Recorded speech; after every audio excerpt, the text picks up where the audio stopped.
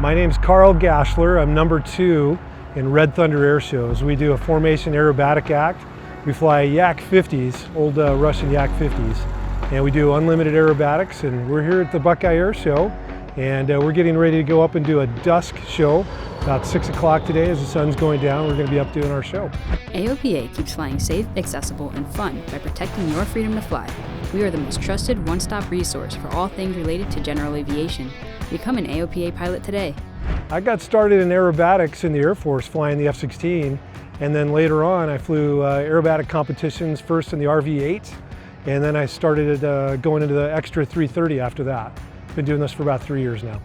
So this is the Yak-50. This airplane was actually made in 1980, and it has a 9-cylinder Vednev M14P radial engine, 360 horsepower. That's not the original propeller, that's an MT composite propeller. And this thing climbs like a helicopter with that great aerobatic prop on it. So you see the wings on this are not like modern aerobatic monoplanes. It's asymmetric airfoil. So it's all metal except you got fabric flight controls. The cockpit has mostly round dials. I took out the attitude indicator that was original Russian, and I put in a Dynon Skyview HDX screen, which I absolutely love. When I'm doing aerobatics, I'm just using the round dials though. The HDX screen is good for having a GPS for flying cross country between air shows.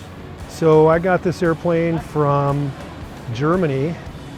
There was a guy in Germany who restored this aircraft and found out that it was for sale and had to take it apart, put it on a shipping container and import it into the US.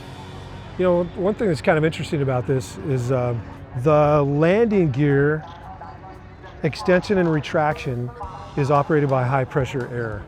And the brakes are air brakes. There's no hydraulics on this aircraft at all. And the engine, when you start it, is high pressure air that turns the motor over before the engine starts. So in a way it's kind of low tech, and in a way it's elegant because you don't have all these extra systems. It works just great with high pressure air in there. The design is former Soviet. Even though it's kind of at the height of the Cold War, this was designed and built. A lot of the technology is World War II technology. So Yakovlev was making these in the 70s and 80s, and it still looks like World War II technology, similar to a World War II fighter. The smokestacks here, we welded on extensions because last season I noticed I was getting a lot of smoke in the cockpit.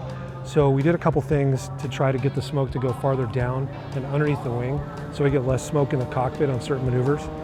And then in the wing fairings here, we put in a bunch of seals, so we kind of sealed up the gaps because a lot of smoke was coming in through those into the cockpit too.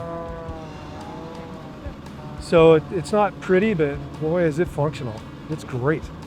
So that's keeping a lot of the smoke out of the cockpit, which helps when we're doing opposing passes so I can see Barry, because if it's too smoky, then I gotta kind of squint and see him.